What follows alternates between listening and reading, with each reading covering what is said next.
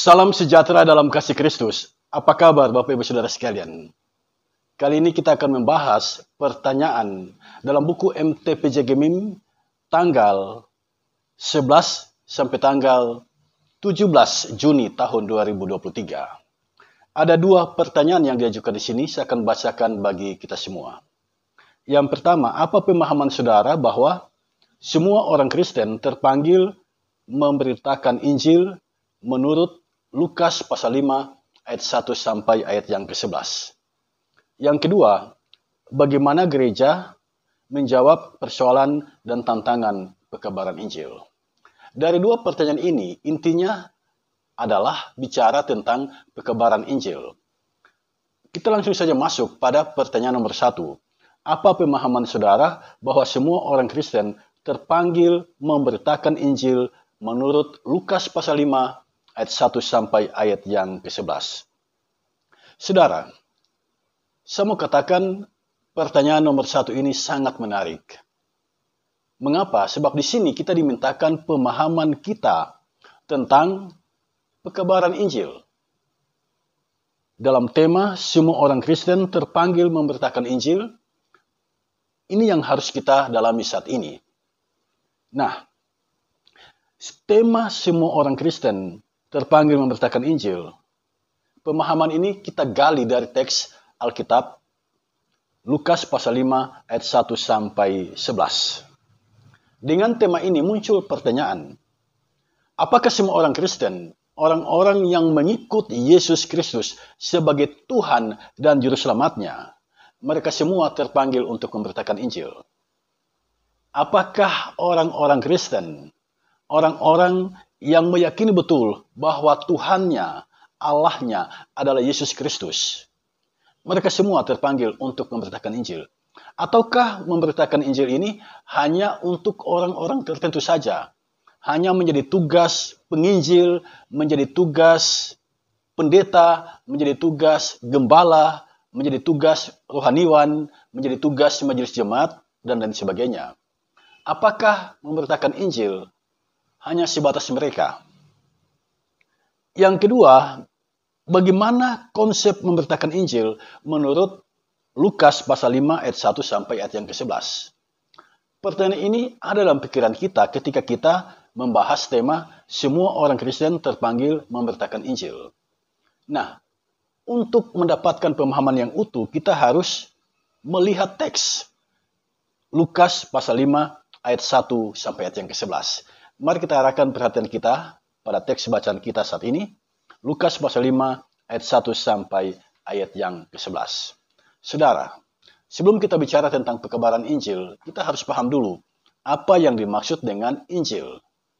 Kata Injil itu diturunkan dari sebuah kata dalam bahasa Yunani evangelion. Artinya kabar baik. Ya, evangelion, kabar baik. Pertanyaan kita, kabar baik tentang apa? Di dunia ini ada banyak kabar baik. Nah, kabar baik yang dimaksud di sini, kabar baik tentang apa? Saudara, kabar baik yang dimaksud adalah kabar baik tentang Yesus Kristus. Yesus Kristus adalah firman yang telah menjadi manusia. Dia datang untuk melaksanakan karya penyelamatan Allah atas dunia ini. Dia menjalani kehidupan sebagai manusia. Dia mengorbankan dirinya menjadi korban penebus dosa bagi kita manusia. Dan ketika kita mengambil sikap percaya kepadanya, perhatikan kitab Injil Yohanes pasal 3 ayat 16. Di situ ada jaminan yang sungguh luar biasa. Setiap orang yang percaya kepadanya tidak binasa, melainkan beroleh hidup yang kekal. Itu adalah berita Injil, bahwa siapapun yang percaya kepada Yesus tidak akan binasa, melainkan beroleh hidup yang kekal. Jadi percaya punya konsekuensi yang sangat indah. Percaya kepada Yesus punya konsekuensi yang sangat indah. Kita akan menikmati dan mengalami kehidupan yang kekal. Itulah berita Injil yang harus disampaikan kepada seluruh penghuni bumi ini.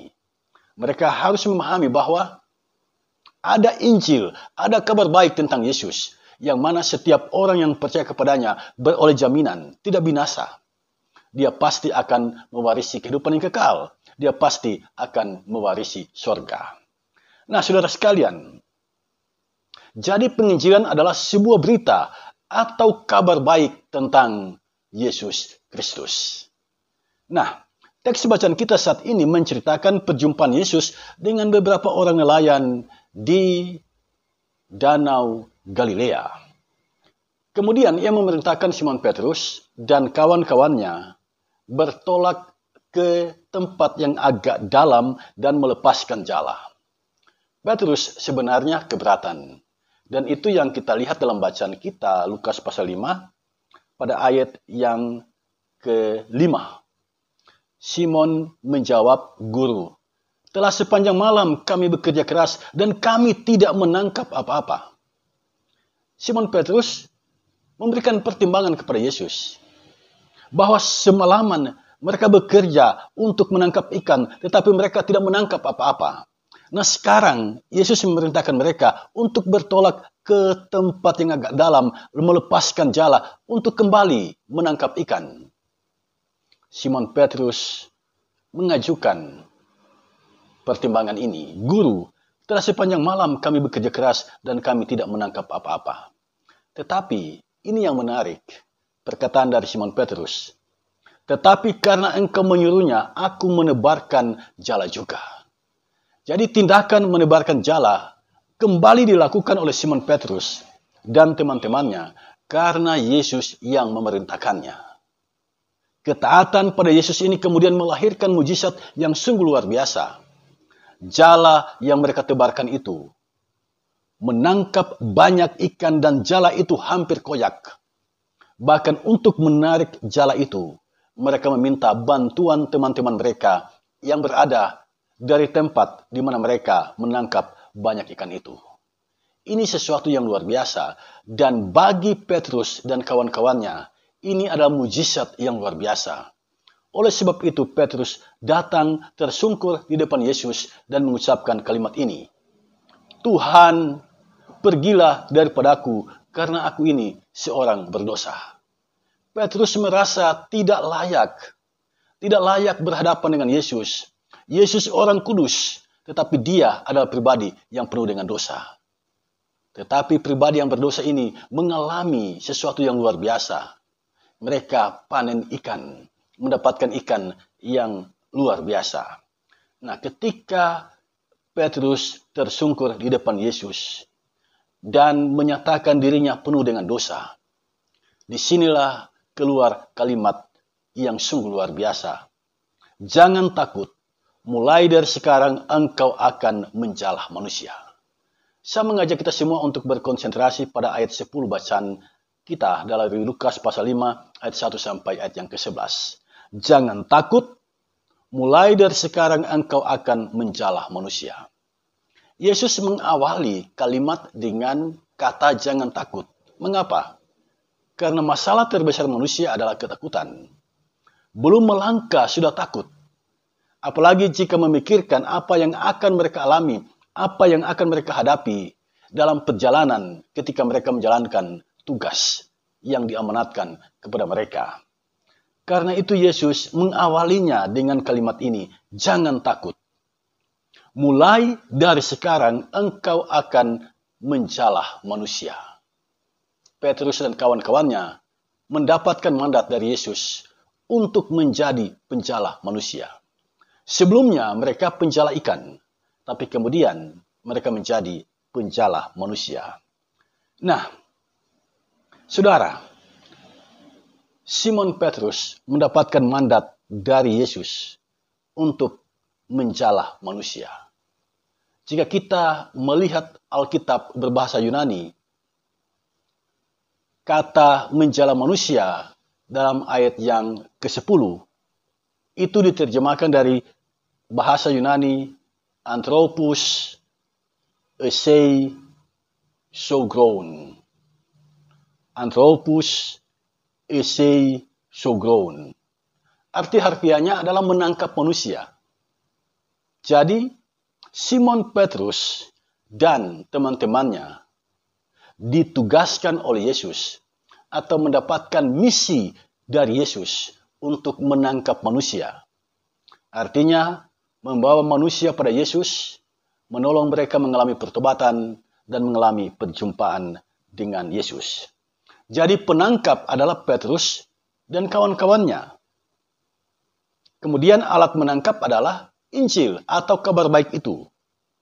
Penolongnya adalah Roh Kudus. Nah, apakah pesan ini hanya untuk Petrus? Untuk menjala manusia, apakah pesan ini hanya untuk Petrus? Itu yang harus kita kaji bersama.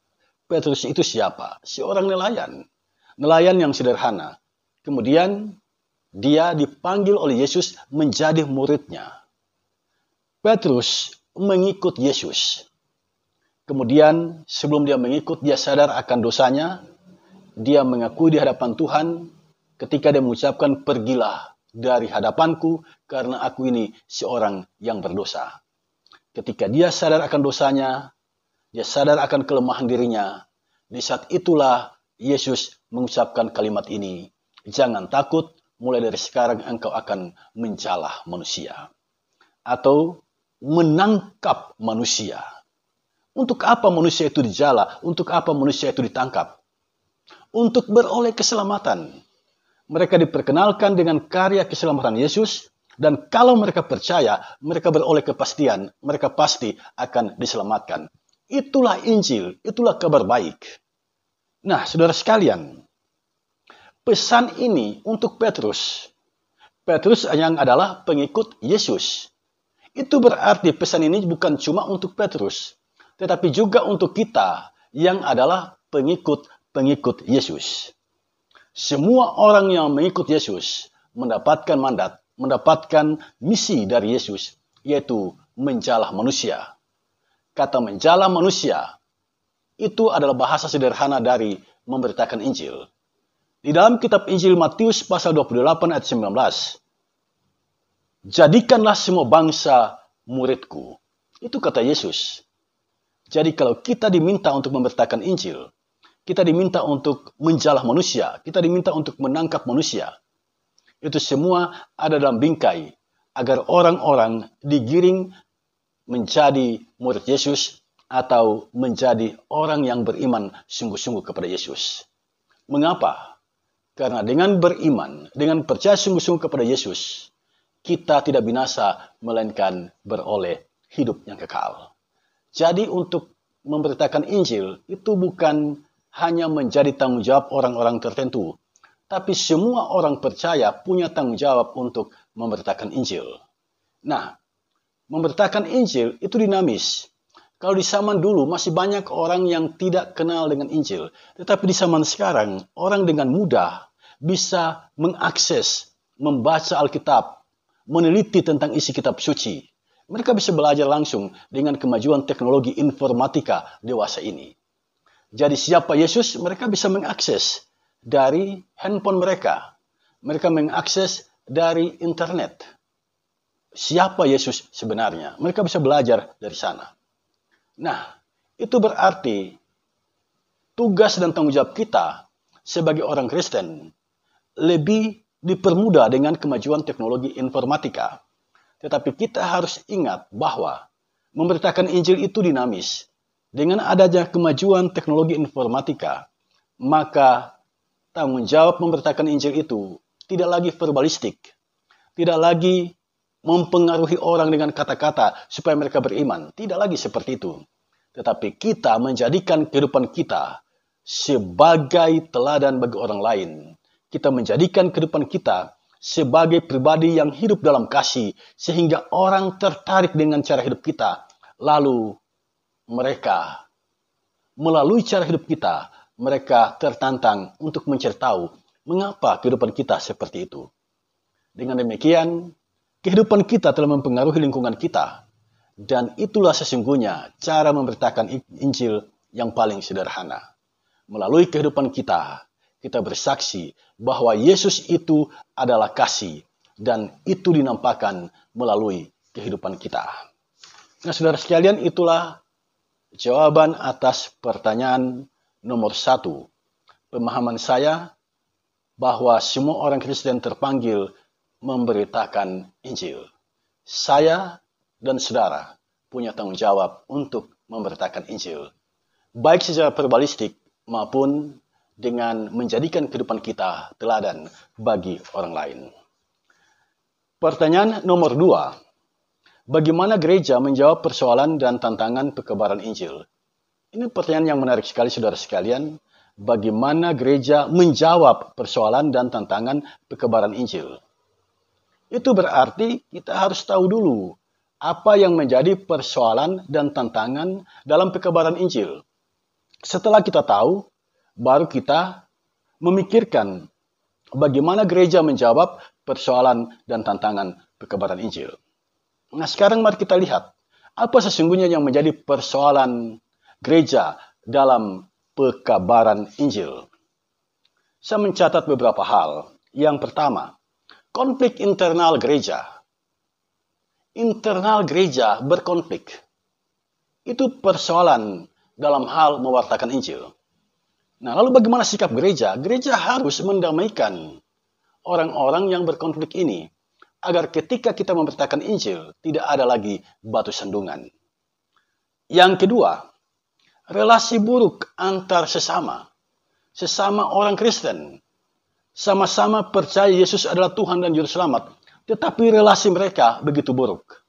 Dengan memahami hal ini, gereja punya tanggung jawab moral untuk memotivasi warga jemaatnya menjalani kehidupan di dalam kasih. Yang ketiga, persoalan yang dihadapi dalam pekebaran Injil, konflik antar gereja atau konflik antar denominasi. Nah, lalu bagaimana sikap gereja menghadapi persoalan ini? Gereja harus bersinergi dengan denominasi lain. Gereja harus bersinergi dengan gereja lain. Pekebaran Injil bukan urusan satu gereja. Pekebaran Injil merupakan urusan semua orang yang percaya kepada Yesus. Yang keempat, pekebaran Injil polemis. Artinya dalam hal melihat yang di luar komunitas kita melihat itu sebagai orang-orang yang harus diinjili. Jadi kita punya suatu mimpi ataupun suatu sikap bagaimana caranya agar orang-orang yang berada di luar komunitas kita itu digiring masuk di dalam komunitas kita. Padahal pekebaran Injil, saudara sekalian, bukan untuk mentobatkan orang menjadi penganut agama Kristen. Bukan untuk itu. Pekebaran Injil itu adalah menolong orang mengalami perjumpaan dengan Yesus. Itu saja yang menjadi tugas dan tanggung jawab kita. Orang itu mengalami perjumpaan dengan Yesus, kemudian dia menjalani kehidupan di dalam imannya kepada Kristus. Soal gereja ataupun denominasi gereja yang akan dia masuki, biarlah dia yang memilihnya. Tetapi yang paling utama adalah dia telah mengalami perjumpaan dengan Yesus dan dia menjalani kehidupan dalam imannya kepada Yesus. Nah, persoalan pekebaran Injil adalah pekebaran Injil yang polemis, menyatakan perang dengan agama lain, lalu menjelek-jelekan agama lain. Kalau kita membuka YouTube, ada YouTuber yang seperti itu. Dia suka menjelek-jelekan agama lain. Bagi saya ini adalah sikap yang tidak bijak. Bagaimana mungkin orang percaya tentang kasih Kristus di dalam diri kita kalau kita masih mengeluarkan kata-kata yang suka menjelekkan orang? Kalau kita masih mengeluarkan kata-kata yang merendahkan orang? Bukankah semua orang di planet bumi ini adalah makhluk ciptaan Allah? Mengapa kita tidak belajar menghargai dan menghormati mereka? Agar mereka merasakan perhatian kita, kasih sayang kita, dan mereka percaya kita telah hidup di dalam kasih. Jadi menghadapi pola pekebaran Injil polemis, kita harus mengembangkan pekebaran Injil dialogis. Lebih banyak berdiskusi, lebih banyak saling memberi dan saling menerima. Itulah persoalan pekebaran Injil dan cara gereja menghadapinya. Kemudian, apa tantangan pekebaran Injil? Saya mencatat 4 hal penting. Yang pertama, kemajemukan agama. Kita ini hidup di dalam dunia yang majemuk. Dalam hal beragama, kita ini majemuk. Di Indonesia saja ada banyak agama yang tumbuh subur di atasnya. Nah, dengan realitas kemajemukan agama, bagaimana sikap gereja? Gereja harus belajar untuk saling menghormati dan saling menghargai. Itu adalah sikap iman kita terhadap orang yang berbeda dengan kita. Kita harus menghargai dan menghormati, bukan menyerang mereka, apalagi membenci mereka. Yang kedua, individualisme atau selera individu. Jadi orang-orang sekarang ini menjalani kehidupan hanya memikirkan kepentingan dirinya sendiri. Lalu bagaimana sikap gereja menghadapi orang-orang yang punya pola pikir yang seperti ini? Gereja harus menuntun orang-orang yang seperti ini berpikir kolektif, berpikir persekutuan, berpikir bagaimana kita hidup dalam kebersamaan. Yang ketiga, tantangan pekebaran Injil adalah materialisme dan hedonisme, di mana selera dunia sekarang ini adalah orang lebih suka mengejar materi, orang lebih suka mengejar kenikmatan dunia. Nah, disinilah gereja hadir dengan sikapnya kristosentris, berpusat kepada Kristus, memperkenalkan ajaran Kristus dan memotivasi orang untuk hidup di dalam ajaran itu. Yang keempat, spirit misioner yang redup. Ya, kalau kita membaca sejarah, murid-murid Yesus, Petrus misalnya, dia menginjil dari Yerusalem sampai ke benua Eropa. Matias yang menggantikan Yudas Iskariot, dia menginjil dari Yerusalem sampai ke Ethiopia, benua Afrika. Thomas yang dulunya meragukan peristiwa kebangkitan Yesus, setelah dia bertobat, dia mewartakan Injil dari Yerusalem sampai ke tanah India. Jadi spirit misioner itu ada pada mereka. Dan kemudian ini ada pada penginjil-penginjil yang mengikhlaskan dirinya, menjalani kehidupan, mewartakan Injil kepada orang-orang yang belum mengenal Injil Yesus Kristus. Bahkan di tanah Minahasa, mereka membaur dengan masyarakat, hidup bersama-sama dengan masyarakat, sambil mewartakan Injil, dan bahkan mereka mati di tanah Minahasa. Itulah kehidupan orang-orang yang punya spirit misioner yang luar biasa. Nah, lalu bagaimana dengan realitas kehidupan kita sekarang? Apakah spirit misioner itu masih ada pada kita? Apakah spirit untuk bersaksi tentang Yesus itu masih ada pada kita? Gereja dalam menghadapi realitas yang semacam ini mesti memotivasi umat untuk kembali mengenakan spirit misioner itu. Di dalam dirinya harus dikobarkan semangat untuk menjadi penjala manusia, untuk membuat orang-orang di lingkungan di sekitar mereka beriman kepada Yesus, percaya sungguh-sungguh kepada Yesus, dan menghidupi ajarannya. Itulah sikap yang harus dilakukan oleh gereja. Nah, jelas bagi kita hidup dalam dunia yang penuh dengan persoalan. Kita hidup dalam dunia yang penuh dengan tantangan. Dan gereja harus mengambil sikap. Gereja harus menunjukkan identitas dirinya sebagai komunitas yang sungguh-sungguh menjalani kehidupan di dalam kasih. Demikianlah Bapak Ibu Saudara sekalian yang boleh saya share melalui kesempatan ini.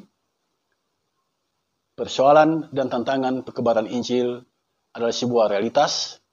Dan kita jangan patah semangat, jangan spirit misioner kita redup, tetapi kita harus tetap bersemangat karena dalam menjalankan tugas mewartakan Injil, kita tidak sendirian, ada Roh Kudus yang senantiasa menuntun dan menyertai kita. Selamat mengabarkan Injil, Kristus di dalam Roh-Nya yang kudus senantiasa menyertaimu. Tuhan memberkati kita. Amin.